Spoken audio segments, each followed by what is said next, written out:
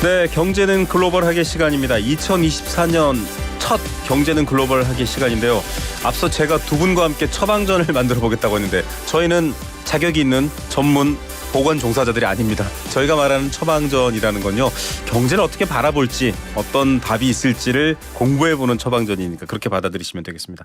처방전 만들어주실 뭐랄까요, 두 마법사라고 표현할까요? 소개해드리겠습니다. 김대호 세한대 특임 교수 나오셨습니다. 어서 오십시오. 네, 반갑습니다. 네, YG경제연구소 차영주 소장님 나오셨습니다. 어서 오십시오. 예, 안녕하십니까, 차영주입니다. 두 분은 뭐 독감과 감기 없이 잘 겨울 지나고 계시나요? 그렇습니다. 네,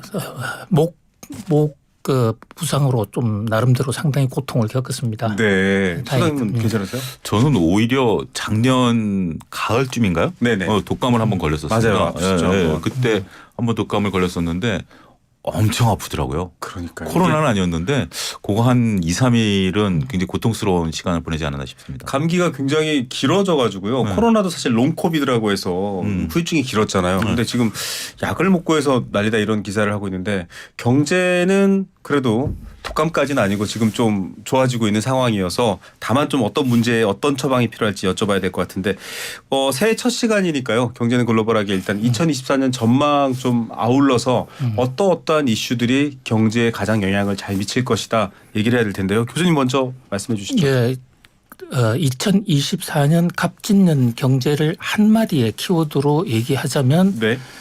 연착륙, 소프트 랜딩에 대한 기대가 상당히 높은 그런 한 해입니다. 연착륙이라는 것은 비행기가 활주로에 안전하게 내려앉는, 사뿐 내려앉는 그런 모습이거든요. 네. 여기서 몇 가지 임플리케이션, 함축된 의미가 있습니다. 우선 안전하다. 그러니까 큰 어떤 대란은 막을 수가 있다는 그런 희망. 이게 하나의 그 시사점을 주고 있고요. 네. 두 번째는 착륙한다는 겁니다. 이륙하는 것이 아니라 내려가는 시점이에요. 그러니까 물가가 우선 내려갈 가능성이 상당히 높습니다. 그런데 물가만 내려가는 것이 아니라 그동안에 계속된 금리 인상의 그 충격으로 네. 경기도 상당히 어려워질 겁니다. 작년보다도 성장률 또는 투자율 또 고용률 작년보다 조금 더 낮을 가능성이 있습니다. 네. 그다음에 세 번째 금리가 조금 낮아질 가능성이 있습니다. 그런데 이 세 개가 조화롭게 물가도 적정하게 떨어지고 성장률도 적정하게 또 금리도 적정하게 떨어진다면 골디락스가 될 수가 있는데요. 네. 골디락스가 올지 아니면 절망의 락스가 올지 이것은 아직 지금 어느 누구도 장담할 수가 없습니다. 이 비행기를 내리다가 기압을 잘못 맞춘다거나 조금 다른 어떤 운전사가 그렇게 조종사가 조금 실수를 하게 되면 비행기가 착륙하면서 경착륙, 하드 크래시 할 수도 있거든요. 예. 그렇지만 전반적으로 보면 연착륙의 기대가 상당히 높은 한 해다. 이렇게 정리할 수 있습니다. 예. 갑자기 하네다 공항 사고가 정말 희생당하신 분들께는 안타까운 일이긴 한데 정말 큰일 날 뻔했습니다. 예, 그런데 다행히 또 위기를 왔는데 이걸 얘기를 들어보면 결국 실제 비유를 하셨잖아요. 비행기는 이착륙 때가 제일 위험합니다. 그래서 경기도 이렇게 변화를 줄 때가 위험한데 소장님께서는 2024년 전망 또 주요 이슈 어떻게 꼽으시겠어요? 예, 저는 그 얘기를 말씀하신 하네다 그 사건을 비율을 조금 확장시켜서 보면 우리가 이제 비행기를 그 정상적인 상태에서 소프트 랜딩하는 이러한 부분들을 지금 교수님께서 말씀을 해주신 부분 같고요.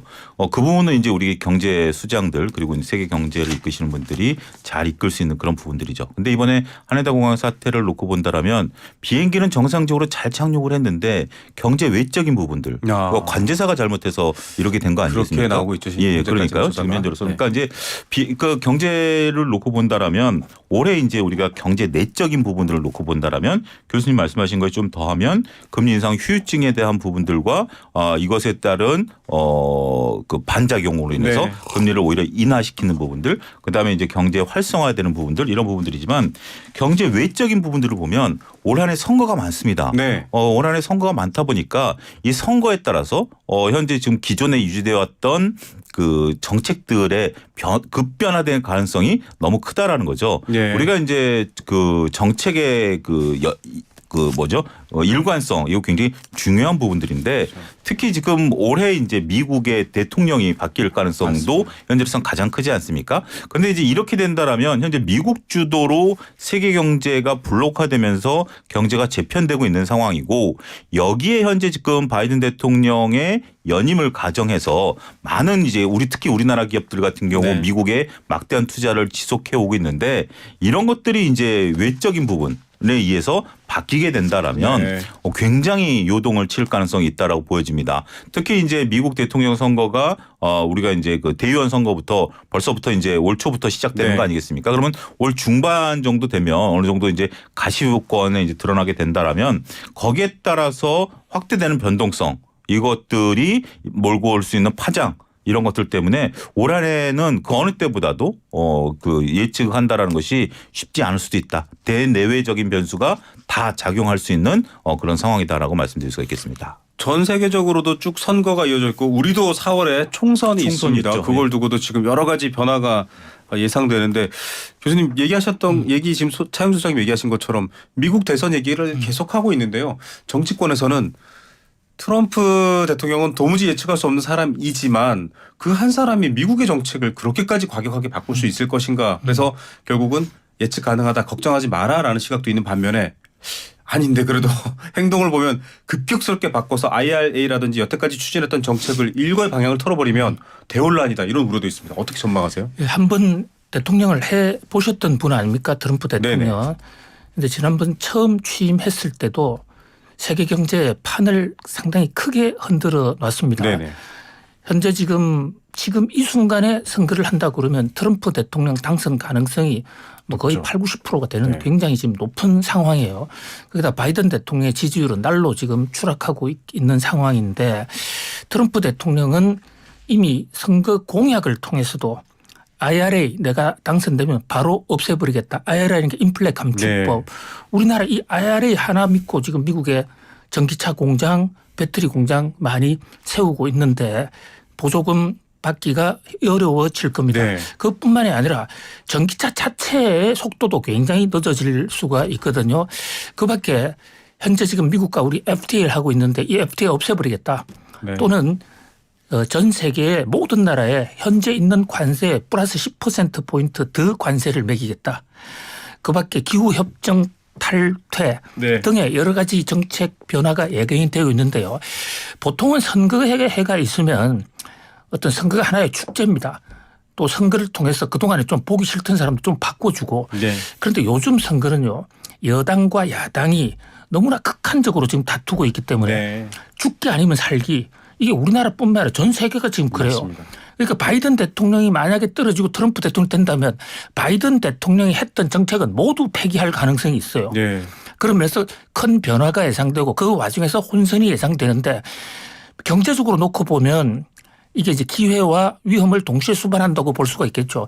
큰 변화가 생기면 거기에 대해서 뭐 기존 정책을 따라갔던 사람은 손해를 보겠지만 새로운 정책에 투자하는 사람은 또 이익을 보는 그러나 중요한 것은 엄청난 혼란이 올 테니까 주가도 올랐다가 떨어졌다 하는 그 변동이 굉장히 심할 거고요. 예. 폴란드에 하나 놓고만 보면 우리가 지금 폴란드에 K 방산이라고 그래서 네네. 많은 방위사 뭐 물건을 자주포. 팔지 않았습니까? 네네.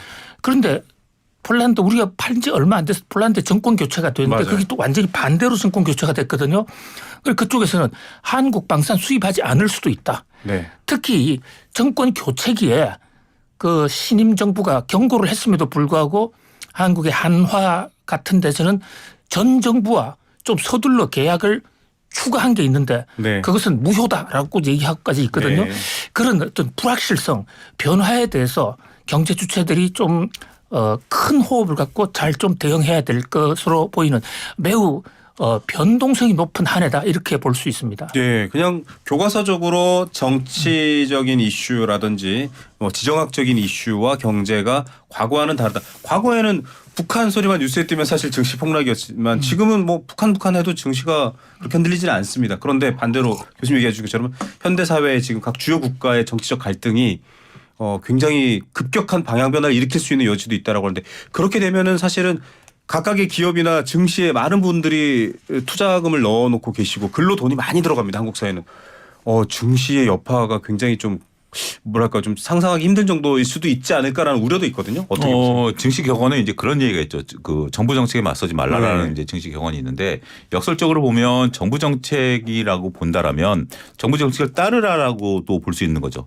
정부가 근데 어떤 하나의 정책을 이제 입안해서 수립해서 그걸 하게 된다라면 일단은 이제 권력의 의지가 들어가는 거고 네. 거기에 따라서 이제 그 우리 이제 공무원 조직이 움직이게 되고 여기에 이제 예산이 들어감으로써 그 산업이 활성화될 수 있다라는 거죠.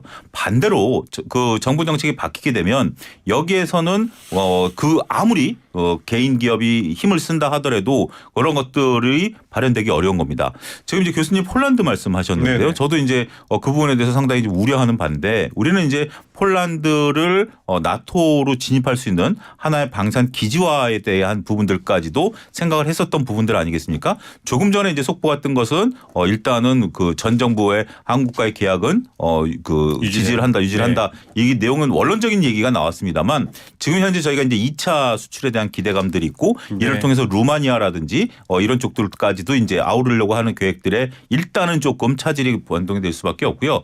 가장 중요한 것은 미국의 정책의 변화죠. 예. 여기서 만약에 IRA법이 폐지가 된다라고 한다면 우리나라 산업에 막대한 더군다나 이제 이거 이후에 칩스법까지도 안전성을 답보하기는 어려운 거 아니겠습니까? 그러면 우리나라 산업의 근간이 흔들릴 수 있는 그런 부분들이 되는 거죠. 특히 이제 우리나라의 제조업의 공동화에 대한 우려감까지도 있음에도 네. 불구하고 이 리스크를 미국으로 달려간 거 아니겠습니까? 그런데 만약에 우리가 미국에서 IRA법이라든지 칩스법에 따라서 보정을 받지 못한 상태에서 그 공장을 유지하게 되면 우리는 또 우리대로 상당히 좀 어려움을 네. 겪을 수 있기 때문에 지금 이런 얘기가 가장 중요한 것 같아요. 올해 이제 그 가장 큰 문제는 지정학적 요인이 굉장히 크다. 네. 지금 현재 우리가 홍해 문제도 단순하게 네. 반군의 문제라고 했습니다만 컨테이너 운임 지수가 단기간에 40%가 올랐어요. 그런 부분들을 놓고 본다라면 상당히 어려운 이 지정학적 리스크 더군다나 이제 각 선거의 해면 원래 선거의 해에는 이익단체들이 네. 자신들의 목소리를 좀 높일 수밖에 없어요. 네. 왜냐하면 선거 주체들한테 자신들의 목소리를 전달하기가 가장 좋은 시절이기 때문에. 근데 이게 전 세계적으로 이제 봐야 되겠죠. 예. 그런 부분들을 보면 정말 곳곳 뉴스에 따라서 특히 이제 증시는 변동성이 커질 수밖에 없지 않겠는가 싶습니다. 예. 워낙 선반영하고 벌어지는 일들을 미리 예측해서 조금 더 유리한 고지에 올라가려는 증권시장의 특성상 이런 부분들이 좀 민감하게 영향을 미칠 수 있다라고 봐야 될 것 같습니다. 그리고 교수님 지금 이제 앞서 저희가 뭐 하네다 공항과 비행기 이착륙으로 이제 2024년 세계 경제에 대한 포문을 열었습니다만 지금 일본에 우리 동해와 마주한 곳이죠. 일본 서쪽 지방입니다. 이시카와 쪽에 강진 피해가 생겼는데 여기에 또 여러 가지 우려도 있습니다만 안전에 대한 우려도 있습니다만 당장 우리와 거래하고 있는 소부장 관련된 업체들 이 우려 있지 않냐 이런 걱정이 있거든요. 우려할 만한 그렇습니다. 수준일까요? 새해 벽두부터 이제 경제적으로 어떤 전망을 당초 작년에 했던 전망을 달리 할 수도 있는 그런 변수들이 조금씩 생겨나고 있는데요. 뭐 이를테면 미국 연준의 의사록이 네. 작년에 나왔던 대로 제롬 파월의 얘기대로 금리 인하가 눈앞에 있는 것처럼 하는 그것이 사실이 아니었다라는 네. 것이 이제 오늘 확인이 한번 된 이런 것도 정권 시장에도 큰 영향을 주고 있고요. 또 일본발 변수, 일본에서 지진이 터지고 그런데 이제 지진이 터짐으로 인해서 그동안에 역사적으로 보면요. 뭐 이거 경제 현상과 맞물려 있는 대목을 보면 일본의 토호쿠 지방에 그 지진이 터졌을 때는 원전 산업이 완전히 싹쓸이가 됐습니다. 예. 완전히 초토화가 됐어요. 그다음에 또 두 번째 그 동일본 지진 때는 그때는 자동차 산업이 네. 완전히 무너졌거든요. 그런데 원전 산업이나 자동차 산업은 일본의 문제에 일본이 부품 들여다가 완성차 만들고 또 일본의 원전 수급 문제였기 때문에 우리나라에 1차적인 타격은 가져오지 않았어요. 그런데 예. 지금 이시카와 그 지역 노토라는 반도 거기는 이 전통적으로 일본의 그 소재 부품 산업들이 많이 몰려 네네. 있습니다. 특히 2차 대전 이후에요. 메가드가 일본을 점령할 때 네. 한국에서 쫓겨난 사람들 또는 대만에서 또는 저 대륙에서 쫓겨나는 일본인들을 바로 일본 본토로 데려가면 일본 사회에 혼란이 오니까 바로 지금 지진이 일어났던 그 자리 나토 반도에다가 대규모 수용 캠프를 만들어 놓고 네. 그래서 제국주의 일본에 밖에 나갔던 사람들이 돌아오는 전진 기지였는데 그게 인건비가 싸지 않습니까? 네네. 거기에 많은 저 기계공업, 소재, 부품 화학공업들 이런 것들이 네. 들어왔는데 지금 물류난이 코로나 때 생겨서 간신히 좀 해결이 돼서 물가가 좀 잡히는 듯 하는데 특히 반도체라든지 자동차 이런 부분에서는 그 자동차용 그 반도체 그 도시바가 거기서 그 전력용 반도체 같은 것은 지금 도시바가 세계에서 가장 많이 거기서 생산하고 있어요. 네. 그러니까 이런 물류가 흔들리면 가뜩이나 힘들게 잡아나가는 물가 기조가 흔들릴 수 있다. 네. 물론 지금은 아직까지 큰 피해가 보고가 되고 있지는 않습니다만 지진이라는 게 1차, 2차 맞습니다. 연이어 닥칠 수가 있거든요.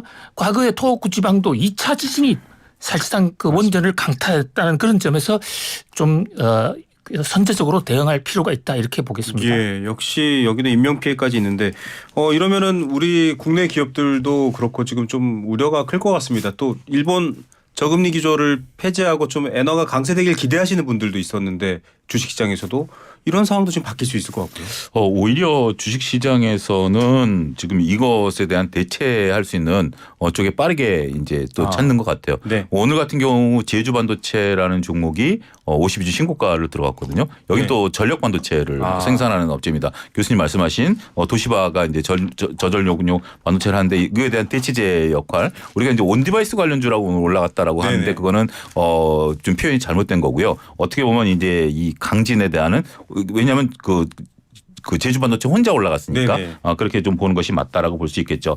특히 이제 우리 소재가 하는 샤프라든지 파나소닉 많이 들어보셨을 네네. 겁니다. 재팬 디스플레이 같은 경우가 여기에 이제 공장을 이제 대규모 증설을 최근까지 했었던 상황이기 때문에 아직까지 피해 상황이 이제 밝혀지지는 않았어요. 네. 이제 일본도 명절이고 아직까지 이제 여진 지속되다 보니까 그쪽 지역에 지금 이제 연락이 잘안 인명구조 된다고 하죠. 인명구조 팀 외에는 못 들어가고 있으니까 네. 이런 것들이 이제 확인이 좀 되고 나서 이것들이 이제 구체적으로 나타난다라면 근데 이제 우리가 IT 소부장과 관련된 것들은 여기는 이제 부품과 관련된 부분들이고 네. 우리도 여기 상당 부분 많이 수입을 하고 있는 것들인데 요것은 조금 이제 우리가 뉴스를 추적할 필요는 있다라고 예. 봐요. 근데 이제 한 가지 그나마 좀 다행스러운 것은 세계 경제가 이쪽 IT 쪽에 대한 그러니까 이제 우리가 반도체를 제외한다라면 조금 부진할 가능성이 좀 있기 때문에 조금 이것이 전체적인 산업 생태계를 무너뜨릴 정도의 큰 뉴스는 아직까지는 조금 거리감이 있지 않을까 그렇게 좀 보셔야 될지 싶습니다. 예, 좀 상황을 계속 또 봐야 될 것 같고요. 일단은 인명피해가 더 많아지지 않기를 바라보겠습니다.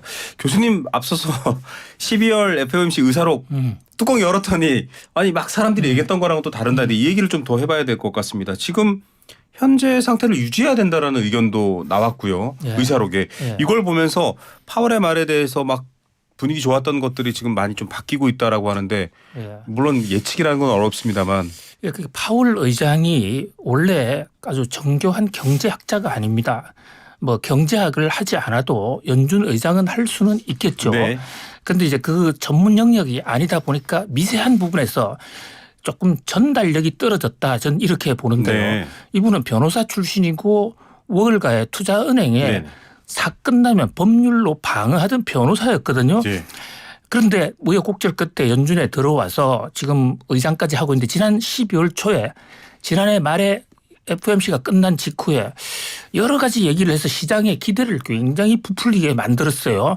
그중에서 가장 제가 지금도 기억이 남고 뉴욕 증시에서 크게 지금 주목했던 대목이 연준이 금리 인하를 이번 FOMC에서도 논의했다. 네. 라는 대목이거든요. 사실 그 발언이 나오면서 주가가 팍 뛰었던 타이밍대로 주가 상황을 당시에 기억을 하는데요. 그래서 이번에 이제 의사록이 나왔으니까 의사록이 회의록입니다. 실제로 그런 얘기가 나왔냐 보니까 그런 얘기가 나오지 않았어요. 네. 다만 점도표상으로 올해 말이 되면 금리가 떨어져 있을 것이라는 그 점도표의 예상에 대해서 수긍하는 그러니까 올 말이 되면 금리가 인하가 될 것이다라는 데 대해서 별다른 의견이 없었다. 네. 이런 얘기지. 금리 인하는 논의 자체를 하지도 않았어요. 더더군다나 지금 많은 그 전문가들은 제롬 파월의 얘기를 듣고 나서 금리 인하가 6월 달이 아니라 3월 달이다. 네. 그러니까 지금 기대가 얼마나 높아져 있습니까? 그래서 주가가 굉장히 높았거든요.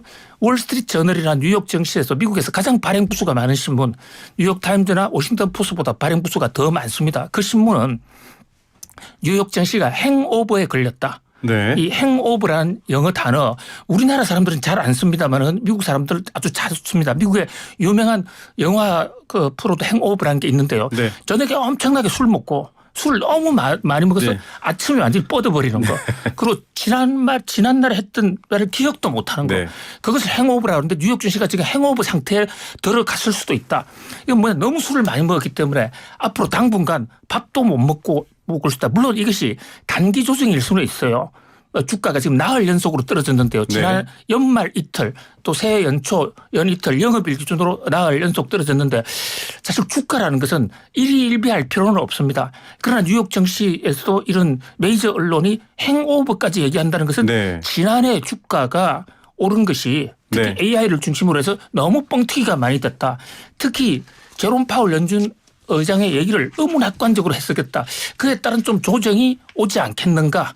뭐 그런 면에서 샴페인을 조금 일찍 터뜨린 게 아닌가라는 그런 지적도 나오고 있는 상황입니다. 예. 샴페인과 김치국이 다시 등장을 했습니다.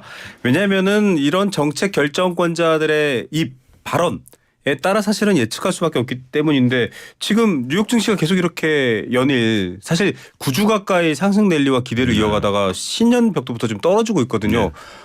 덩달아 지금 국내 증시도 조금 영향을 받는 것 같습니다. 상황이 어떻게 되고 있습니까? 그러니까 이제 과거 사례를 본다라면 우리가 이제 12월 증시하고 1월 증시는 조금 다른 증시와는 의미 부여가 좀 다릅니다. 네. 우리가 12월 달에는 이제 산타랠리라는 단어를 쓰고요. 그렇죠. 1월에는 이제 1월 효과라는 이제 단어를 쓰죠.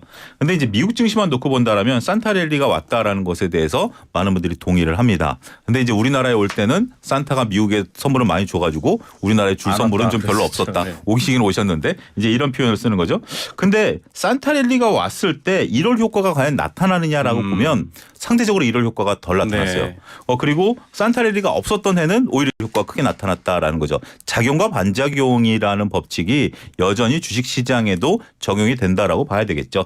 이렇게 12월에 산타랠리가 온 다음에 1월 달의 조정은 자연스러운 조정이다라고 좀 볼 수가 있겠습니다. 예. 이 대표적인 게 어떻게 보면 하락의 빌미로 작용했다라는 게 1월 2일 날 애플의 이제 주가 하락이거든요. 네네. 그런 부분들이 이제 주가 하락인데 애플의 이제 그 주가 하락을 가장 이제 했던 것이 신형 휴대폰 아이폰에 대한 판매 부진에 대한 가능성 실적 문제였군요. 이런 부분들이었는데 네. 이게 지금 어제 오늘 불거진 건 아니에요. 네. 기존에도 계속 이제 애플 신형 휴대폰이 안 팔린다 그런 얘기는 있었는데 시장이 별로 거기에 대해서 신경을 안 썼었어요. 네네. 그런데 우리가 이제 이것 때문에 주가가 빠졌느냐라고 보기에는 지금 시장이 쉬어줄 때 우리 이제 속담에 그런 얘기가 있지 않습니까? 울고 싶대 뺨 맞았다라는 네. 이런 것처럼 현재 지금 주식시장이 쉬어져야 될 빌미를 찾고 있었는데 네. 여기에 애플이 작용했을 뿐이다라고 저는 표현을 좀 드리고 네. 싶어요. 따라서 주식이라는 것이 교수님 말씀하신 것처럼 하루하루 일희일비하지 않고 장기 레이스가 된다라면 그동안에 올라왔으면 그럼 어떻게 되죠? 잠깐 숨고르게 해야죠. 네. 그런 과정으로 보시긴 해야 된다라고 봐요. 따라서 더군다나 이제 올해에 대한 전망이 이제 딱 막상 새해가 열리고 나서 우리가 소위 현타가 온다라는 젊은이들 표현을 쓰지 않습니까? 예. 현타가 와서 보니까 올해는 어떻게 봐야 되지? 이제 이렇게 예측이 오는 거죠. 예. 그런 뭐 지정학적 리스크 이런 거는 전혀 예측 불허의 상황이기 때문에 그런 것들 때문에 변동성이 좀 나타나는 거다. 저는 그렇게 좀 생각을 하고 싶습니다. 예, 뭐 동화 같은 이야기처럼 어린아이의 시각처럼 오를 때 계속 끝까지 우주까지 올라갔으면 좋겠지만 그렇죠. 네. 계속 위아래를 향하면서 적정한 방향 또 골디락스의 상태를 찾아 나가는 것 같습니다. 그런데 이제 뭐 계속 금리 얘기할 때 물가 그다음에 고용 또 여러 가지 부동산이나 판매 소비 지표들을 얘기를 하는데 지금 미국 상황을 보면 앞서 뭐 여러 가지 지금 연준위원 회의로 공개된 걸로 보면 어디에도 확실하게 땅땅땅 못 박아서 언제 인하할 거야라는 말은 없지 않아라는 게 밝혀졌지만 지금 자발적 이직률 같은 경우도 떨어지고 있고 시간당 임금 상승률 같은 경우도 떨어진다고 합니다. 쉽게 말하면 일자리도 돈도 많이 돌아서 옮길 수 있는 상황이 아니라 일단 아이고 내 자리라도 지켜야지 하는 상황이라는 거거든요. 그러면은 패드워치 같은 데서는 뭐 금리 인하 86.6% 3월에 금리 인하는 걸 86%라고 표현했더라고요. 지표상으로 보면 지금 내려가는 거는 확실하다 이렇게 또 해석할 수 있잖아요. 우리 방송 시작할 때 말씀 올린 대로 올해의 키워드가 연착륙이다. 이 얘기는 고용도 조금 둔화되고 물가도 조금 둔화되고 네. 있다. 이건 상당히 연착륙 골디락스로 가고 있어요. 그러니까 대세는 지금 금리도 높았고 물가가 높은 상태에서 조금씩 지금 진정되고 있는 것입니다. 그런데 이것을 주가하고 연동해 보면 문제는 그 속도예요. 네. 그러니까 금리를 엄청나게 올려서 지금 기준금리 기준으로 5.5가 되어 있는데 이것이 10여 년 전에 글로벌 금융위기 때보다도 0.25%포인트가 더 높은 거예요. 네. 굉장히 금리가 높은 거거든요. 그런데 금리를 그렇게 높였던 것을 생각할 때는 지금 고용이 생각보다 빨리 안 줄어들고 있습니다. 아, 대비되는 효과를 봐야 되는군요. 그렇습니다. 그 정도 금리 올렸으면 지금쯤 실업이 걱정이 되는 이거 우리 동네 직장 취업 못하면 어떡하지? 근데 미국에서는 여전히 늘어나는 신규 실업이 많은데 그것이 지난번보다 좀 줄었다는 것이거든요. 네. 그러니까 임금도 시간당 임금도 여전히 플러스예요. 그런데 지난해보다는 상승률이 좀 줄었다. 네. 금리를 인하하려면요.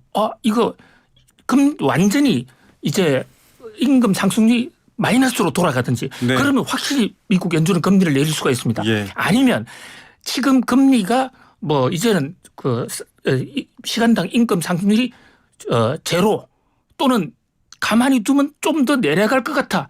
이런 신호가 와야 금리를 인하할 수 있거든요. 예. 연준의 의사록 보더라도 지금 현 상황에 나타나는 거시경제 지표만 봐가지고는 금리 인하할 어떤 거시경제적 동인이 하나도 없는 거예요. 예. 중장기적으로 추세적으로 경제가 안정되고 있어. 경제가 안정되고 있으면 이 금리 그대로 가면 좋아요. 네. 그래서 연준 의사록에도 현재 높아진 금리를 그대로 상당 기간 유지하는 것이 필요할 것이다. 그게 주제로 나와 있거든요. 네. 금리 인하가 필요하다. 이런 얘기가 나와야 되는 것이죠. 예. 불이 날 듯 날 듯하다인데 소화기 먼저 쏠 수는 없는 거잖아요. 지금 확실하게 불이 난 상황은 아니니까 지금 여러 가지 그런 상황입니다. 이런 이유 때문일지 모르겠지만은 사실은 금리 인하라든지 이런 것들은 대규모 자본이나 자금 조달이 필요한 빅테크 기업이라든지 발전 이런 기업들이 관심이 높은데 미국에서 빅테크 기업들이 지금 사실 좀 주도해 왔거든요. 그런데 지금 여러 가지 아까 애플도 얘기 나왔었지만은 별로 기대가 안 되고 있는 상황도 있고 두 번째로는 반독점 재판 같은 것들도 있고 좀 악재들이 있는 것 같아요. 예, 오랫동안 이제 끌었던 문제들인데요. 이게 이제 반독점, 이제 빅테크가 가지고 있는 우리 독점에 대한 어떤 정의들도 이제 새롭게 좀 들어가야 될 것 같아요. 네. 이 부분에 대해서 이제 처음에 재판이 진행이 됐다가 멈췄던 기업도 있고 다시 이제 시작하는 기업들도 있는데 이 빅테크라는 것이 이제 플랫폼 효과 때문에 시장 장악력이 굉장히 커졌다라는 네. 거죠. 그러면서 이제 자유로운 경쟁이라든지 미국 같은 경우는 독점에 대한 부분들이 굉장히 민감하게 반응을 하거든요. 우리가 이제 전력 사업 같은 경우, 철강 같은 경우도 독점이었다가 이제 다 쪼개놓은 그런 거 아니겠습니까? 네. 그렇기 때문에 이 빅테크 기업들이 올 이제 여름서부터 이제 선거가 이제 내려집니다. 그렇게 되면 회사를 좀 분할해야 될 수도 있을 것 같고 과거 이제 사례를 보게 된다라면 그런데 이제 이게 어떻게 보면 하나의 시대의 흐름이다라고 우리가 받아들여야 되는 것들도 있긴 하겠습니다만 이 시대의 흐름 속에 우리나라 같은 경우도 일부 플랫폼에 대한 조금 그 플랫폼 장악력 때문에 네. 소상공인분들이 어렵다라는 부분들도 좀 봐야 되는 부분들도 있기 때문에 재판 결과는 우리가 예단하기 어려운 것 같아요. 이게 바로 가장 큰 리스크인 것 같아요. 예. 정책이라는 것도 정책 위반자가 누가 되느냐 아직 아무도 모르죠. 예. 재판 결과도 지금 저희가 다 예상을 한다는 자체가 너무 어불성설이죠. 그렇기 때문에 이 문제에 따라서 지금 현재 어떻게 보면 미국은 7개의 빅테크 기업들이 주가를 끌어올리고 있는데 이 중에서 몇몇 기업들 같은 경우 구글이라든지 이런 기업들 같은 경우는 변화에 바람이 불 수도 있는 네. 매우 중요한 재판들이기 때문에 올해 꼭 염두에 둬야 된다라고 말씀드릴 수 있겠습니다. 예, 잘 살펴봐야 될 것 같습니다. 자, 좀 고개를 돌려보겠습니다. 시진핑 제가 1월 1일 날 새벽 아침 첫 당직 근무를 이제 YTN 라디오에서 했거든요. 새해 속보들을 막 소개를 하는데 시진핑 주석의 새해사 신년사도 소개를 했습니다. 중국 경기 침체에 대해서 굉장히 심각하게 표현을 했더라고요. 네. 지금 상황이 그러면 지금 수출도 우리가 중국 쪽보다 미국 쪽으로 더 많아지고 있습니다. 전체적으로 네. 적자 상태지만 어떻게 보십니까? 올 초에요. 중국에서 나온 신문들을 인터넷으로 쭉 이렇게 그 신년에 챙겨봤는데 가장 재밌는 사진이 네. 칩이 완성되지 않은 그러니까 시멘트만 올라간 집에 살고 있는 중국 사람들을 여러 언론에서 사진이 나왔어요. 공사가 다 안 끝났는데 들어가 있는 예. 거예요? 네. 왜냐하면 이 이른바 우리나라도 지금 큰 태풍이 지금 타고 있습니다. PF 지금 폭탄이 부동산 PF 부실 터지고 있는데요. 태형 왔죠 이미. 네. 네, 중국은 이미 터졌거든요. 터졌는데 중국의 경우는 선분양을 하면서 보증도 안 해놨습니다. 네. 그러니까 선분양이라는 게 분양한 사람한테 돈 다 받고 네. 그러고 짓는다고 했는데 부동산 회사가 망했어요. 다 안 지어놓고 그냥 끝나버린 네. 거네요. 그러면 그게 그 들어가려던 사람은 자기 돈도 없어졌고 또 자기 재산권이 일부 있기 때문에 거기 들어가 사는 거예요. 그러니까 구멍도 없고 시멘트로만 돼 있는데 거기에 공동 취사하고 이 대목이 중국 언론에 그것이 상징적으로 중국 경제가 어렵다는 것을 보여주는 네. 그래서 시진핑 국가주석의 신년사를 해마다 분석을 해보는데요. 중국 경제가 어렵다고 시인한 게 이번이 처음이에요. 예. 그 외에는 뭐 대부분 희망의 얘기를 해마다 해왔는데 그만큼 시진핑 국가주석이 심각하게 고민할 정도 어렵다. 그다음에 또 하나 변수가 대만 문제인데 네. 대만 통일이 역사의 필연이다. 이 대목도 시진핑 국가주석 한 얘기 중에 가장 센 거예요. 네. 역사의 필연이라는 것은 대만 침공하겠다는 뜻으로 중국 사람들은 받아들이거든요. 작년만 하더라도 양안은 대만과 중국은 같은 민족이니까 같이 맞습니다. 잘해보자. 네네. 이게 작년 신년사였다고요. 그런 면에서 1월 13일 날 대만 총통선거가 있는데 여차하면 중국이 무력 행사할 수도 있다. 뭐 정찰 위성까지도 보내고. 네. 그래서 중국발 변수는 중국의 부동산 침체 거기다가 대만 문제 이 두 가지가 가장 큰 돌발 악재로 보입니다. 전 세계적인 흐름이 다 비슷하다라고 앞서도 여러 주제에서 소개하셨는데 사실 한국도 지금 북한의 김정은 국무위원장이 연일 험한 발언을 쏟아내고 있죠. 좀 비슷한 맥락들이 흐르고 있는 것 같고요. 중국이 과거 성장이라든지 여러 가지 우리 기업에 있어서는 기회였었고 20몇 년 성장해 왔는데 이런 상황이면은 지금 여러 가지 성장에 대한 기대, 기업에 대한 기대 좀 바뀌어가는 상황인가 이미 왔다고도 생각이 들고요. 그렇죠. 이미 이제 우리 많은 기업들이 이제 탈중국을 이제 외치고 있고 뭐 윤석열 정부 자체도 이제 모토가 탈중국이었던 상황이기 때문에 우리가 중국 이제 그것은 이제 우리가 정책으로서 탈중국을 한다라기보다는 이제 중국에 기대서 우리나라가 성장할 수 있는 기회는 이미 사라졌다라고 네. 봐야 되겠죠. 우리가 2000년대 들어서 2010년대에 중국의 고도 성장, 중국의 한 8%씩 코끼리가 뛰어다닐 때 네. 이제 같이 이제 우리도 뛰면서 굉장히 고도 성장을 해왔다라면 이제는 이제 중국 자체도 자체 내에서 경제 성장을 이뤄나갈 수 있는 건데 지금 또 안타깝게도 자체적으로도 할 수 있는 데다가 저성장 기조로 빠지면서 이게 이제 침체가 됐다라는 거죠. 따라서 우리는 이제 다른 활로를 찾아야 되는 것들이고 그중에 이제 대안으로 떠오르는 게 이제 미국인데 네. 미국 같은 경우 이번에 이제 우리가 수출을 많이 했어요. 자동차라든지 아니면 뭐 이런 그 여러 가지 부분들을 많이 했는데 이것도 이제 정책 리스크가 커져버렸다라는 거죠. 단기적으로 본다라면 일단 지금 우리가 중국을 벗어나려고 하는 많은 기업들의 노력들이 보였고 오늘 아모레퍼시픽이라는 이제 화장품 회사의 네. 기업 리포트가 이제 증권사에서 나왔는데 그걸 보면 중국 비중이 확 낮아졌어요. 대표적으로 중국 때문에 굉장히 실적이 좋았던 게 아모레퍼시픽인데 확 낮아졌고 이것이 이제 미국이라든지 동남아 네. 반대적으로 아직까지 중국을 기대고 있는 LG생활건강 같은 경우는 여전히 주가가 네. 이제 못 움직이기 때문에 많은 기업들이 그러니까 기업이라는 것은 생명체처럼 빠르게 움직이지 않습니까? 네. 돈이 되는 곳으로 빠르게 움직이고 있는 기업들이 나타나고 있다라는 것은 그나마 우리가 긍정적으로 봐야 되고 여전히 중국과 관련해서 우리가 비즈니스를 통해서 돈을 벌 것이다라고 하는 얘기들에 대해서는 조금 경계를 해야 되지 않을까 말씀드릴 수 있겠습니다. 예, 대한민국이라는 비행기는 어떻게 착륙할까요? 세계 경제라는 비행기 착륙은 천천히 안전하게 할 것 같은데 갑자기 옆에서 뭐가 와서 들이받을 수도 있는 상황이고요. 기존에 내렸던 익숙한 공항이 갑자기 바뀔 수 있는 상황입니다. 이 안에 타고 있는 국민들, 우리 기업들 경제는 무사하길 바라면서 걱정 마십시오. 두 분이 다음 주에도 변함없이 아주 좋은 얘기들 전해주실 겁니다. 오늘 두 분 말씀 여기까지 듣겠습니다. 감사합니다. 감사합니다. 네, 세한대 김대호 특임 교수, YG경제연구소 차영주 소장 두 분과 함께했습니다.